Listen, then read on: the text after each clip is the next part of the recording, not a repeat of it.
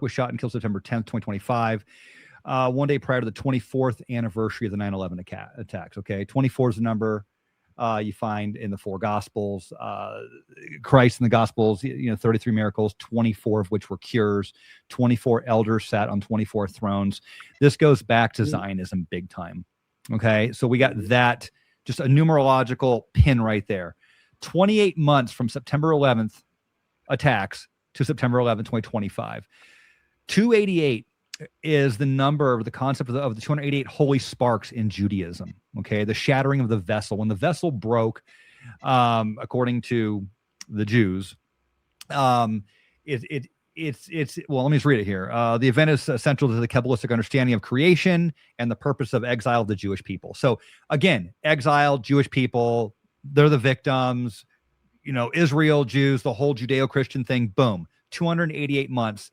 Put a pin in that number right there, okay? Keep on going down here.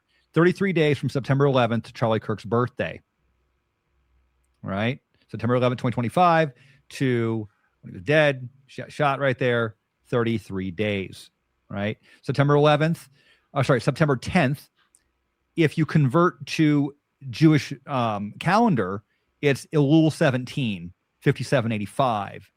And you'll find this when you start de-occulting these psyops that have everything to do with Israel here. And for the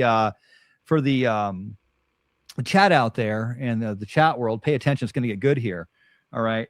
When converted to the Gregorian calendar, the Hebrew calendar, September 10th lands on Elul 17. Okay.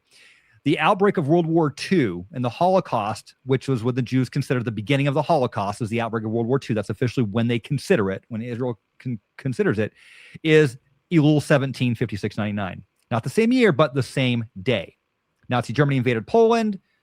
By the way, where's Bibi Netanyahu's grandfather from? He's Polish. All right. Bibi is Polish stock. All right. If anyone didn't know that out there. And I think the rest of the prime ministers of Israel have all been Ukrainian, if I'm not mistaken. So the invasion marked the start of the widespread Jewish persecution, the ghetto extermination, blah, blah, blah, the Holocaust aftermath. Okay, the Great Flood and the renewal. 17 Elul marks the 301st day of the Great Flood, where in this day Noah released the dove, right? You got that in there. Charlie Kirk was assassinated on Elul 17, the corresponding Hebrew date when converted to the Hebrew calendar. Get into lunar craft here, and there's lunar magic for the uninitiated here as well. It was a lunar perigee. Say again. Well, we were just talking about the moon last night, Corey. Just by chance, I think Neil and I were on the last show, and we came to the conclusion we believe it's a projector at this point and a flashlight. Absolutely. Yes. So it was a lunar perigee, the point of the moon's elliptical orbit around the Earth, where it's the closest to the planet.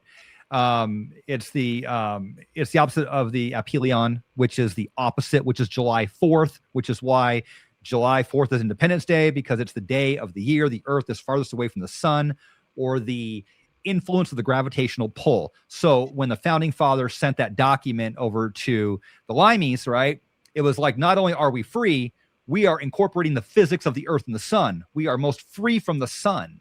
We are most free from you. That is incorporated into our founding documents. Not a lot of people understand that. The last such alignment was on September 28, 2015, when the lunar perigee of the supermoon coincided with the final blood moon of the Tetrad during the Sukkot Feast of the Tabernacles, right? Getting more Jewish stuff here. The day of the night of September 10th, 2025 marks a total lunar eclipse, a blood moon at perigee. It was the fourth of the Tetrad. That's a series of 4 total lunar eclipses. A pattern NASA notes occurs periodically, but rarely aligns with Jewish holidays. So whereas this does align periodically, it doesn't align with Jewish holidays because it's not on the Gregorian calendar. It's on the Jewish calendar, which it overlaps and floats, we call it, okay? So when you're talking dates and magic, ritualistic magic, what magic is, for those of you who don't know, it's syncing up the physics of the Earth and the sun and the natural energies, and you put your conscious behind it and you send it out with will. That's what magic is. Christians do it when they pray. Muslims do it when they pray. Witches do it in covens. Only when you get a bunch of people together practicing, you don't have one solitary practitioner, you have a bunch. You have a bunch, you get a resonance, right? You get a resonance, you get an oscillation. We're talking physics. We're talking vibration with consciousness and intent. That's what witchcraft is. That's what magic is. Now you have your basic farmcraft magic where your kitchen witches, your healers. Back in the day, that's where all the superstition stuff comes from. But you have your real magic. That's Texas Instruments. That's NASA. That's MIT. That's bending space and time and light with new technology. Okay, that's what our leaders do. It is nothing less than magic. This year's Sukkot began on the 15th. The holiday symbolizes the Israel's wilderness journey and God's provision. The moon was just full on September 7th, coinciding with the blood moon and marks the tetrad. So you have a lot of lunar stuff in there as well.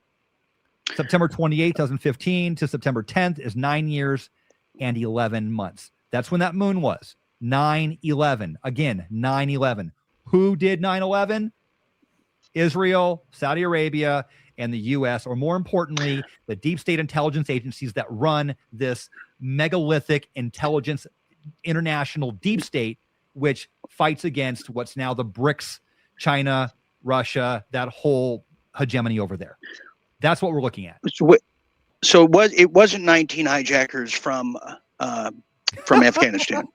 Negative, sir. Negative. Well, What? Right. Well, you learn something new every day, Neil. I tell you, this is all. This is incredible stuff. When you get into the numerals.